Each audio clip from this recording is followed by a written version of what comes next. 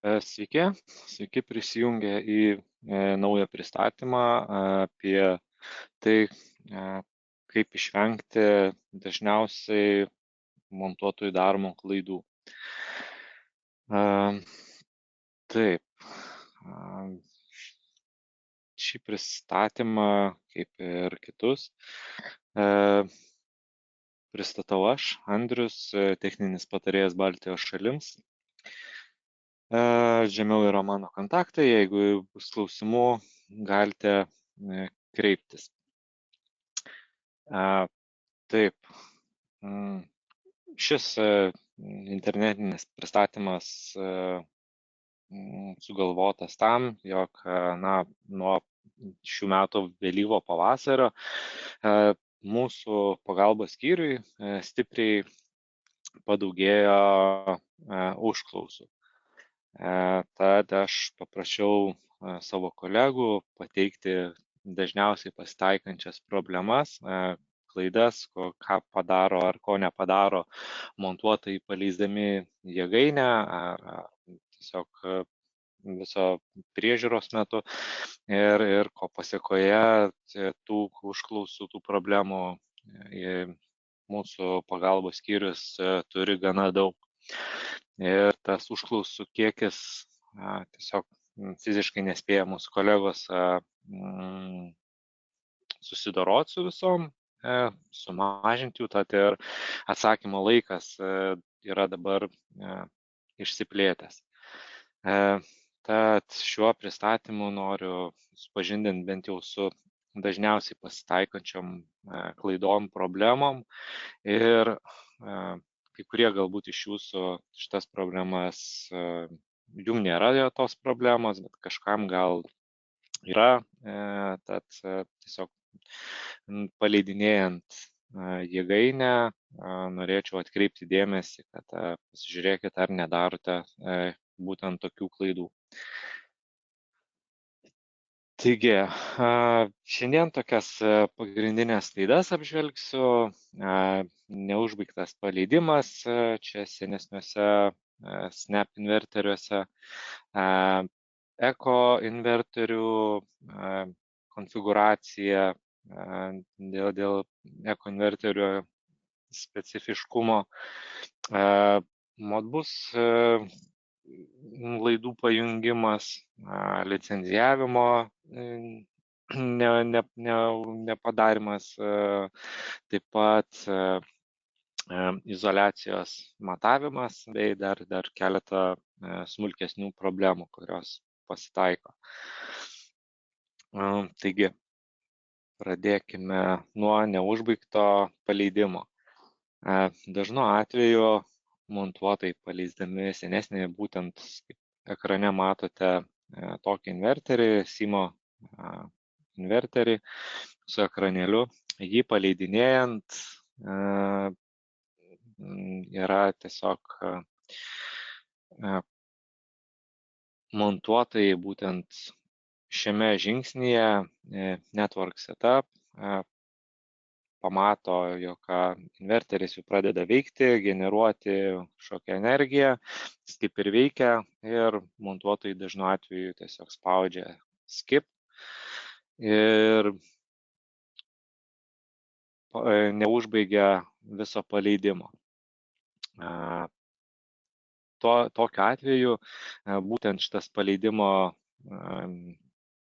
kaip ir procesas vis dar jisai kabo, jisai kaip ir veikiantis, bet jisai neužbaigtas ir jisai tiesiog nekaupia istorinių duomenų ir tada negalima, galutinis vartotojas negalima ateiti, kiek pagamino praeitie, vakar, užvakar ir tokia inverteris kaip ir veikia, bet duomenų jokių neturim. Tad reikėtų užbaigti visą paleidimo procesą. Kaip jį užbaigti, kaip jį, visas proceso paleidimas yra šitame video, tai galite prisijungti prie YouTube kanalo Fronius Solar and Energy, būtent susirasti How to Commission a Fronius Snap Inverter ir pažiūrėkite jį, nepagailėkite tų ten 12 minučių peržiūrai ir atlikite paleidimą iki galo. Taip, tai vat, viena iš tokių problemų, kur dažnai susiduriam, jog nėra užbaigtas būtent paleidimo procesas. Su naujesniais Gen 24 Tauro ar Berto inverteriais šitos problemos beveik kaip ir nėra, nes ten yra 3 tokie žingsniai, reikia užbaigti vieną, tada eiti prie kito ir dažnai tik tais trečio žingsnio neužbaigė ar kažkas nesigauna, nes ten trečias žingsnis yra prijungti prie tą jėgainę prie SolarWeb. Tai tenais kartais praleidžia šį procesą, kartais užkliūna, nepavyksta prijungti prie, tarkim, jeigu papildo prie esamos, arba nepavyksta galbūt kažkas sukurti naują SolarWeb paskyrą. Bet jeigu viskas daroma neskubant, paskaitant, ką rašo, tada problemų neturėtų būti. Jeigu kyla kažkokių problemų, galima skambinti į mūsų pagalbos skyrių, į Austriją ir mūsų kolegos jums pagelbės. Taip, kitas žingsnis, kita problema, su kuria susidarėm, tai yra eko inverterių DC pusės konfiguracija. Tai yra, jog eko tai tiek tie patys SNAP ar SIMO, kaip kiti vadina, inverterių, ar eko SNAP inverterių eko, tai yra 25-27 kW, arba Tauro eko versijos 50 ar 100 kW inverteriai. Jie truputėlį yra specifiniai, nes jie turi tik tai vieną MPPT, bei jų startinė įtampa gana aukšta yra. MPPT yra 580, bet startinė įtampa, kada pradeda generuoti į tinklą, yra 650 voltų iš DC pusės. Tai dėliodami modulius, visas grandines, reikėtų atsižvelgti būtent į tai, kad jos turėtų pasiekti būtent šitą startinę įtampą. Kartais suskaičiuoti yra sudėtingiau, kartais lengviau, kartais ne iš tos lentelės, iš modulio data šito, ne iš tos eilutės, ne iš tos stulpelio paima reikšmę montuotojai ir tiesiog tada gaunasi per maža, ar ten kartais persiskaičiuoja per didelė. Taip pat galima pridaryti klaidų ir skaičiuojant prie skirtingų temperatūrų. Tad visada rekomenduočiau naudoti Fronius Creator įrankį, kurio pagalba galėsite tiksliai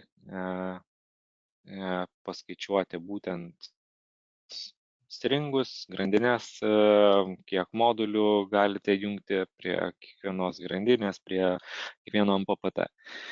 Tai Solar Creator gana paprastas įrankis, prisijungiat, galite nesijungti, galite eiti kaip svečias. Įėjus, tarkim, kaip svečiui arba prisiregistravus tiesiog matysite ir savo buvusius projektus, galėsite juos redaguoti, einant kaip svečiui, jūs kiekvieną kartą užeisite į tuščią langą, tiesiog nebus kažkokių išsaugotų duomenų. Ir tada jūs galite rinktis naują daryti projektą, kur jau žingsnis po žingsnio ten apie 10 žingsnių yra, kur galite susidėlioti visą jėgainę, visą projektą. Arba galite rinktis Quick PV Design, tai yra 3 langai. Viename išsirenkate modulius, kitam inverterį ir trečiam susidėliojat, kiek modulių visoje sistemoje bus ir skaičiuoklė būtent jau iš karto jums pateiks, kaip optimaliausiai pajungti tuos visus modulius. Bus sąrašas modulių, kaip juos susidėlioti. Ten galite pasikoreguoti ir temperatūrą, nes standartiškai rašo -10 žiemos temperatūrą. Tai rekomenduočiau pasimažinti ją iki -25 ar -30, nes būtent prie žemesnių nei -10 temperatūrų gali skirtis įtampa, būtent inverterio įtampa, modulių įtampa ir gali viršyti maksimalią inverterio įtampą būtent žiemos metu. Ir tas viršytampis iš modulių pusės gali sudeginti patį inverterį.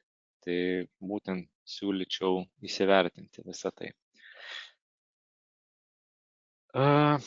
Taip, dar kitos klaidos, tai yra Modbuso arba skaitiklio pajungimas.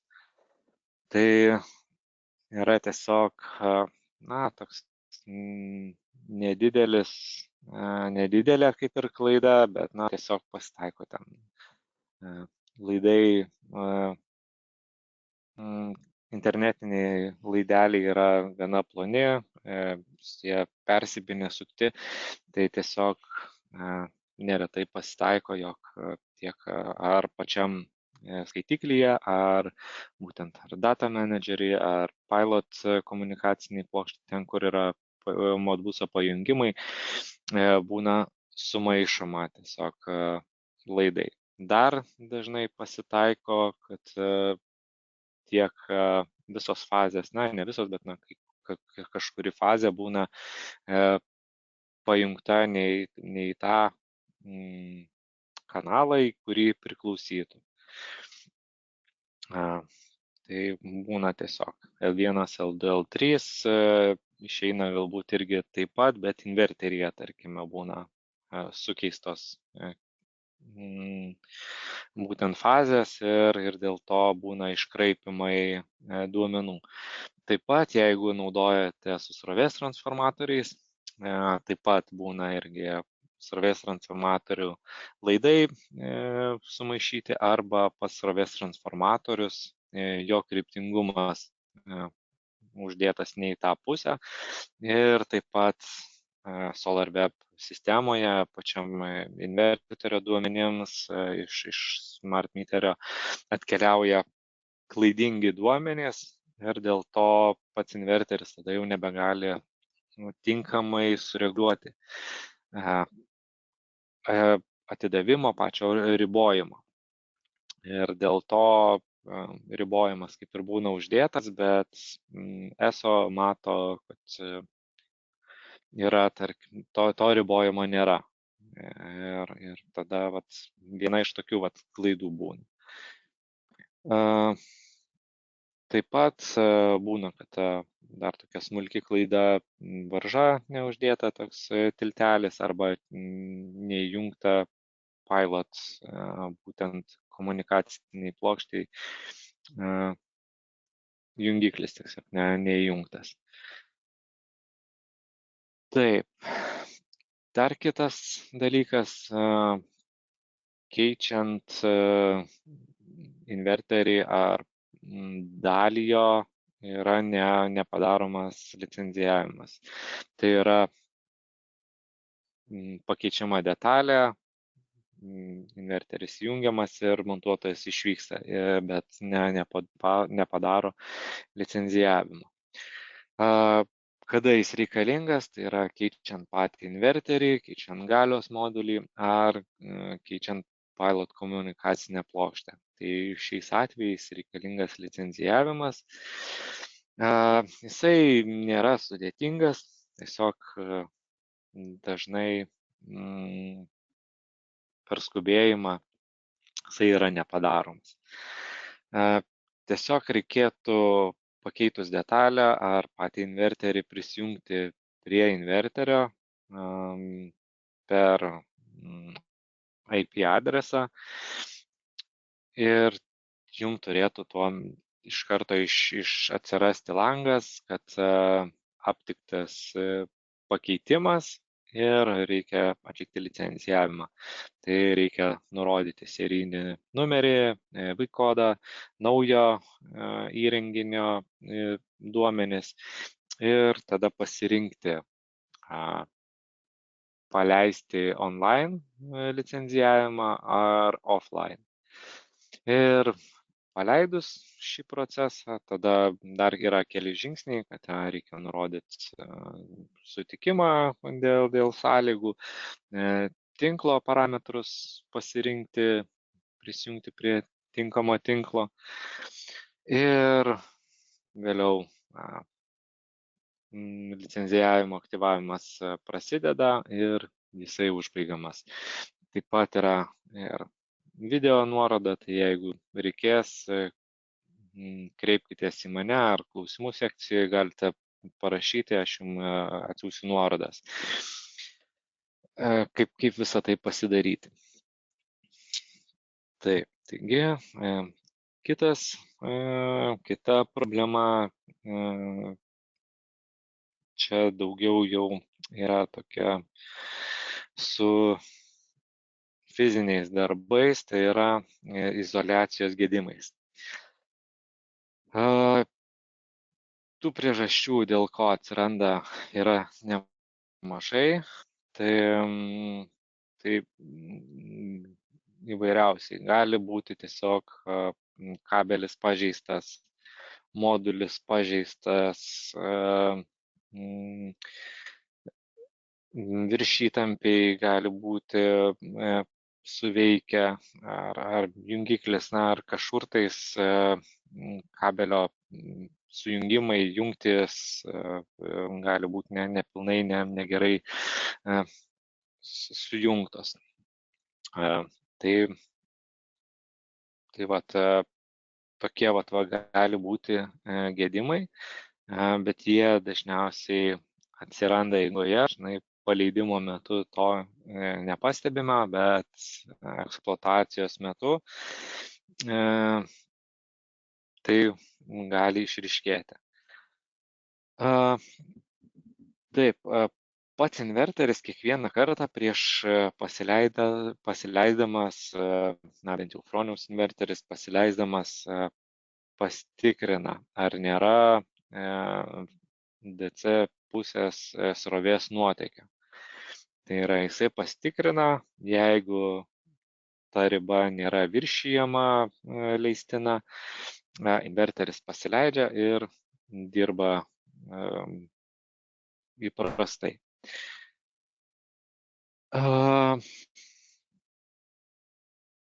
Taip, tada yra dar tokie ir standartų reikalavimai, pagal kuriuos inverteris irgi dirba, ne tik matuoja kaip ir fiziškai DC pusę, bet ir yra tam tikri standartų reikalavimai, kur irgi turi nenukrypti nuo tų būtent reikalavimų.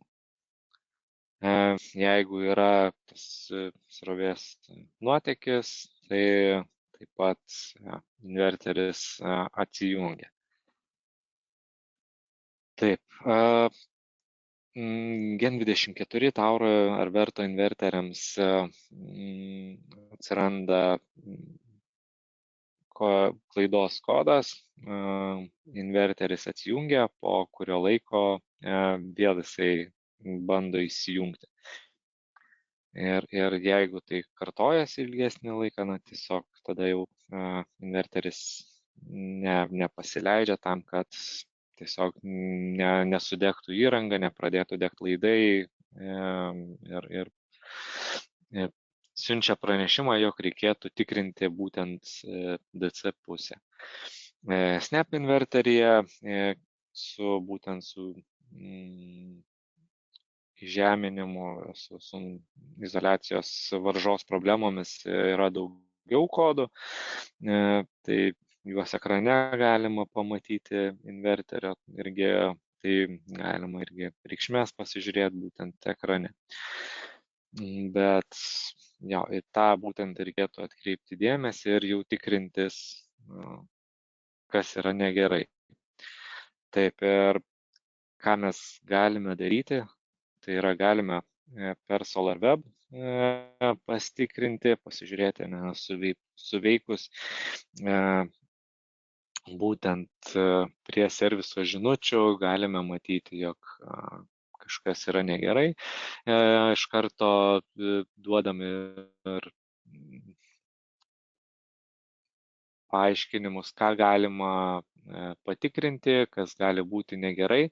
Tai būtent galite pirmiausia persižiūrėti būtent serviso žinutes su klaidom, kas yra negerai ir kaip jas spręsti. Toliau problemų sprendimas vietoje, tai yra galima, vietoje esant reikėtų išjungti inverterį, pamatuoti įtampą tarp DC ir žemės ir tada turėtų kristi per kelias sekundės iki 0 voltų. Taip pat su testeriu galima pasimatuoti izoliaciją ir taip pat su megaometru taip pat irgi varžą pasimatuoti. Dar kaip tikrintis, aptikti būtent tas problemas, tai galima su įtampa pasimatuoti. Čia irgi aprašyta, kaip ją pasidaryti, kaip tą matavimus atlikti. Jeigu kils klausimų, tai galėsiu irgi pasidalinti platesniam medžiagą, kaip visą tai daryti. Tai varžos matavimo metodas, taip pat irgi keletą matavimo būdų yra.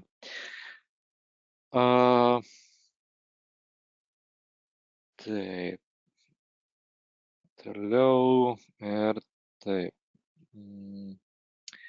Taip, tai iš praktikos mes matome, jog galimos priežastys, tai yra, kai yra drėgmė patenka į būtent jungtis.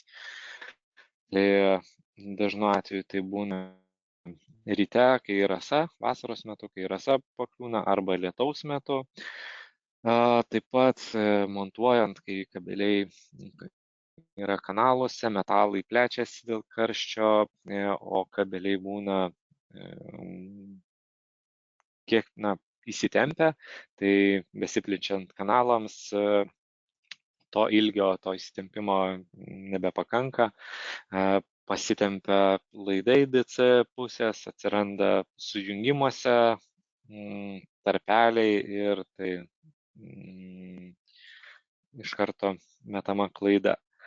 Tai tą irgi galima aptikti susiejus, tarkime, esant karštai dienai, tai galima jau irgi tada pamastyti, jog buvo karšta diena, dėl to atsirado šita izoliacijos klaida, tai reikėtų jau eiti pasižiūrėti, ar laidai nėra per daug įsitempę, jungtis pasitikrinti ir persižiūrėti būtent fiziškai visus sujungimus.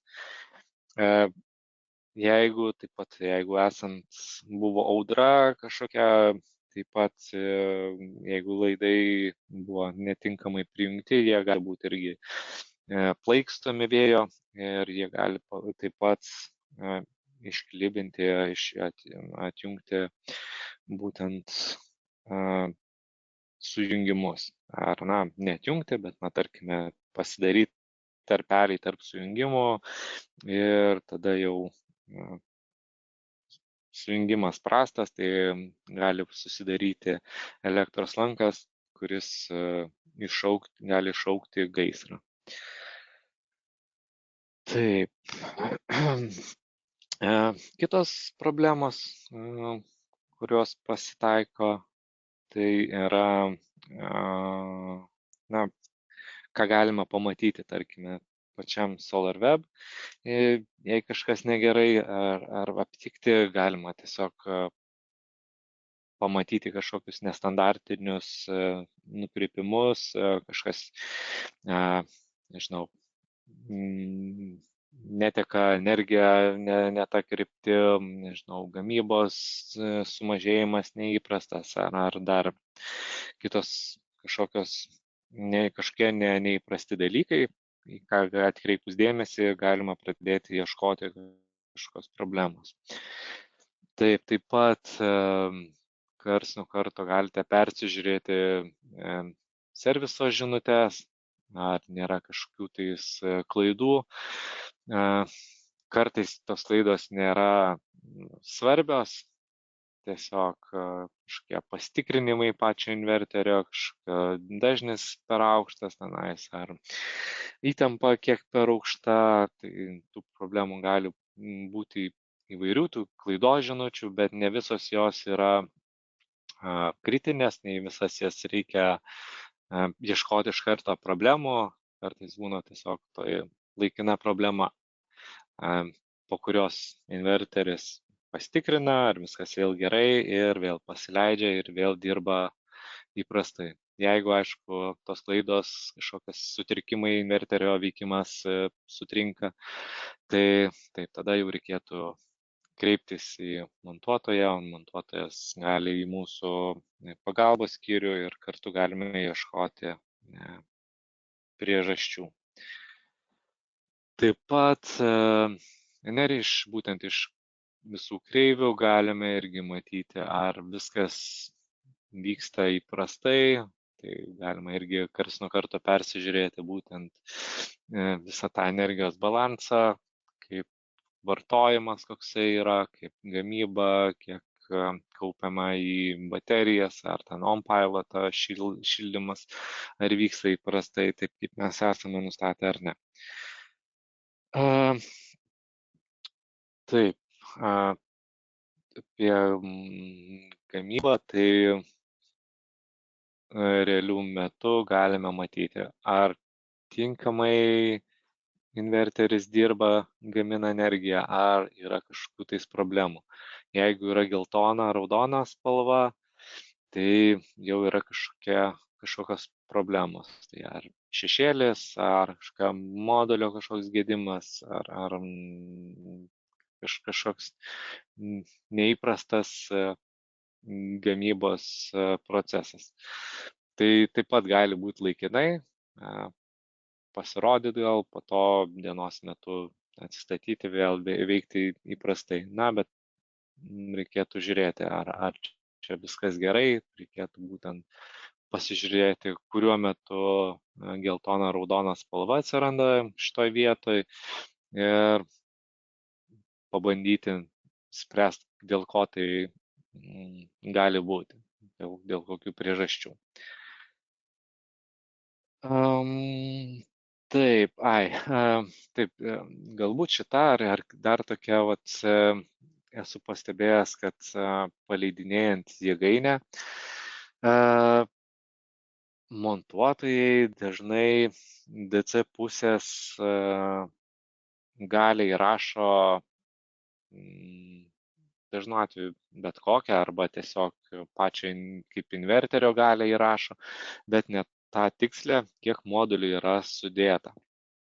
Nes dažnu atveju ten būna modulio galia, tarkim, 425 vatai, ten, nežinau,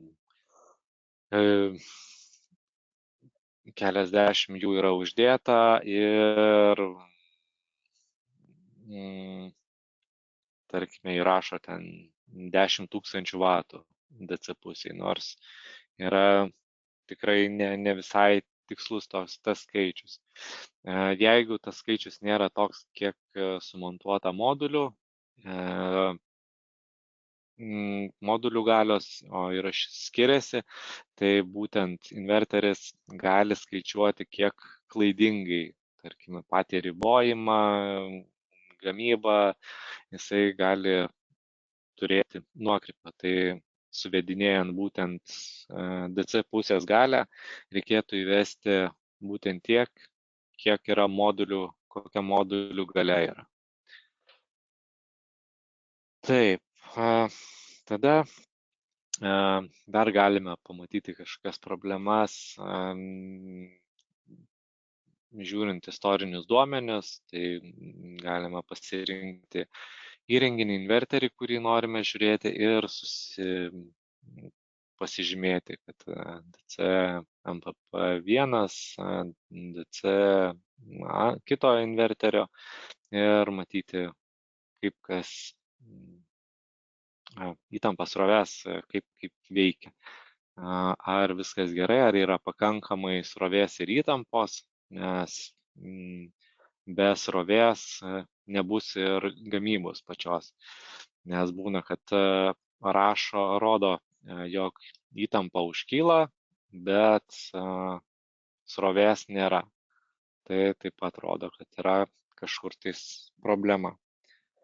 Iš AC dalies susižymėjus įtampos ir srovės kreives pagal fazes galime matyti, kaip jos veikia, ar jos visos, kiekviena fazė veikia vienodai į tą pačią, tarkime, pusę, nes, tarkime, būna, kad L1, L2 rodo kaip ir gamybą, srovė įtampa kaip ir į viršų, o, tarkime, L3 yra į priešingą pusę. Tai jau iš šio parametro galime matyti, jog greičiausiai bus sumaišyta pats pajungimas būtent tos trečios fazės. Reikėtų pasikrinti būtent šią trečią fazę. Taip pat ant pačio inverterio, tarkim, Gen 24, Tauro ar Verto mes galime matyti LED indikacijas. Jos taip pat signalizuoja jau iš tolo, kokia gali būti problema. Tai matant skirtingas spalvas, šiaip turėtų žalia mėlyna degti, nes matom, čia žalia veikia, tai inverteris veikia, prie tinklo yra prisijungta. Jeigu yra kažkokios kitokios reikšmės, tai jau galima matyti irgi, kur gali būti problema.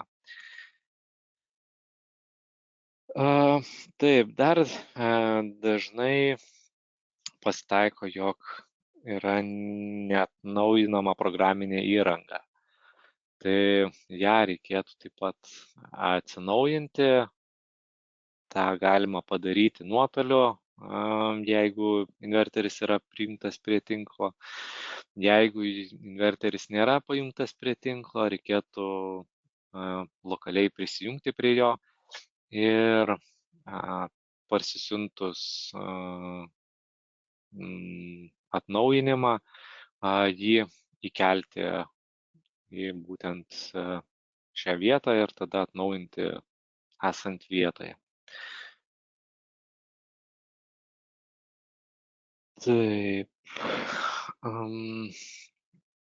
Taip, dar vietoje, ką mes galime irgi patikrinti jau čia minėtą DC grandinės įtampą, modbuso ryšį, taip pat jau kaip minėjau, ar viskas yra gerai sujungta, ar laidai taip, kaip turi būti sujungti. Taip pat jeigu yra baterijos, taip pat irgi pasižiūrėti, ar viskas yra tinkamai taip, kaip reikalauja būtent baterijos gamintojas, ar būtent kaip nurodyta Fronius montavimo ir paleidimo instrukcijose. Taip, na ir iš paleidimo dar klaidų, kas pasitaiko, tai instaliavimo, kai sumontuojama nesilaikant atstumo, tiek iš viršaus, tiek iš šono, viskas yra užgrūsta, tai yra nėra pakankamos ventiliacijos inverteriui, jisai tada pradeda kaisti, nors ir turi ventiliatorius, mūsų inverteriai turi ventiliatorius, bet dėl per didelio karščio vis tiek jisai dirba maksimaliu galingumu, vis tiek gali pasiekti tą kritinę temperatūrą, dėl ko jisai irgi gali atsijungti. Taip pat dirba, kaip ir visi inverteriai dirbant prie aukštesnių temperatūrų, jisai dirbs ne taip efektyviai kaip vėsioje vietoje. Taip, dar esame ir tokių dalykų matę, kai priveržiant nulaužiami įvairūs komponentai, montuotojai dažnai, aišku, būna stiprus, tai jie pasistengia, kad viskas labai tvirtai būtų ir kartais ta jėga padaro žalos. Taip pat sujungiant būna, kad tiesiog per jėgą uždarinėjami dangčiai irgi būna, kad sujungimai būna netinkamai sujungti. Tai tų gedimų gali būti įvairių, na ir linkėčiau jų nepatirti. Dar tokių keletą čia neparodžiau, bet taip, pabandysiu. Dar tokių yra pasitaikę klausimų gana dažnai. Inverteris užfiksuoja per aukštą įtampą ir nebegeneruoja energijos. Na, tai irgi gali būti keletas priežasčių. Tai tiek iš ESO pusės gali būti per aukšta įtampa. Tai, na, tokiu atveju reikėtų klausti būtent ESO, kad jie pasižiūrėtų, galbūt galima pareguliuoti iš jų pusės tą įtampą transformatorinėje. Kitas sprendimas yra pačiame inverteryje, jog pats inverteris dar pasireguliuotų būtent atidavimo galę, na, negalę, o būtent tą įtampą ir pats jisai pagal ateinančią iš ESO pusės įtampą padidėjusią, pats inverteris susimažintų galę, kitus parametrus ir tiesiog inverteris toliau dirbs, bet jo gamins mažiau.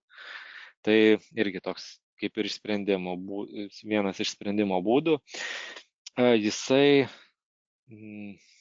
kaip čia pasakyti, nenaudingas gal pačiam gamintojui, tai yra galutiniam vartotojui, bet kartais, kai ESO tinklai nėra pakankamai geri, kito sprendimo kaip ir nėra, nes arba inverteris tada atsijunginės ir visai neveiks, arba galima padaryti, jog jisai gamins mažiau, bet bent jau neatsijunginės. Taip, kita dar tokia dažnai pasitaikanti problema yra, jog neveikia programėlė, internetas atsijungia, ar yra pakeistas, tarkim, modemas ir nebegali vėl prisijungti inverteris. Tai modemo pakeitimo atveju taip pat turim YouTube video, kaip vėl susitvarkyti būtent šią problemą. Tai jeigu kažkam kyla tokių klausimų, tai kreipkitės į mane, aš jums irgi atsiųsiu nuorodą. Jeigu neveikia programėlė, nes internetas atsijungia, tai reikėtų jau žiūrėti būtent interneto ryšį.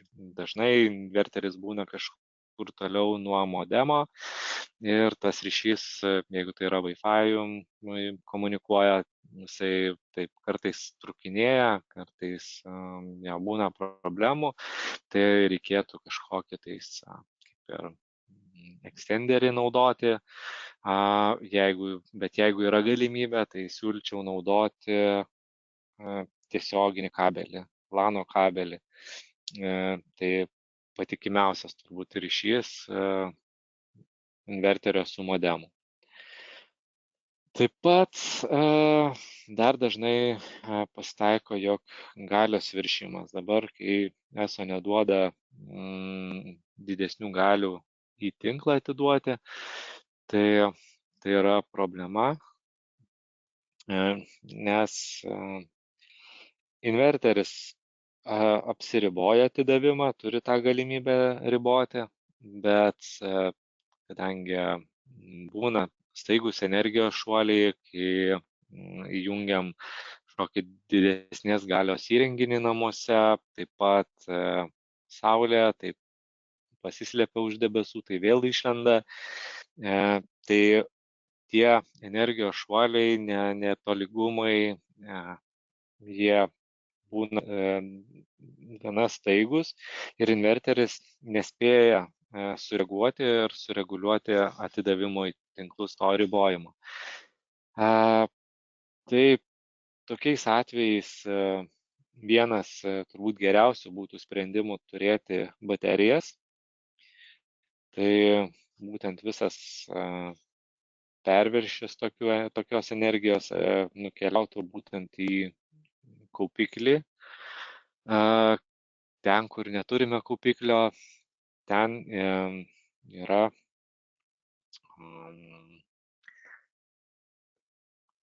keli tokie gal sprendimo būdai. Vienas iš jų sudėtingesnis, tai suvienodinti visas fazes ir kuo vienodžiau, kad jos dirbtų. Kitas būdas tai yra už smart meterio, tai yra, kur jisai jau nematuoja tos galios, įrengti kažkokį vartotoją energijos. Tarkime, tarp smart meterio ir ESO skaitiklio pajungti kažkokį vartotoją. Tai yra, tarkime, nežinau, kažkokį šildytuvą, kuris dienos metu naudotų po kažkokią nedidelę energijos dalį. Ir būtent tada tie momentiniai energijos pliūpsniai, kurie galėtų nukeliauti į ESO, bus suvartojami būtent to įrenginio. Tai papasakau apie tokius pagrindinius, pagrindinės problemas, su kuriuom susiduria montuotojai ir kuriais gedimo sprendimo atvejais.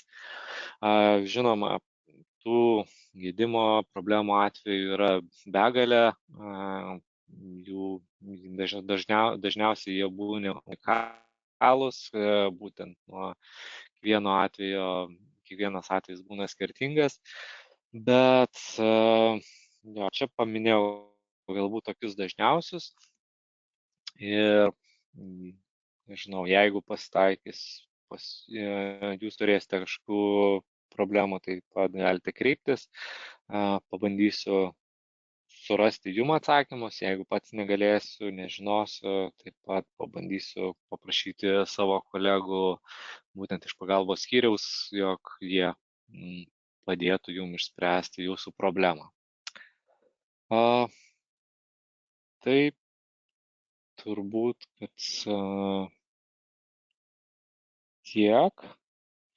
Ir Dėkui Jums šį kartą už dėmesį ir susiklausysim kitose webinaruose. Ačiū Jums, geros dienos.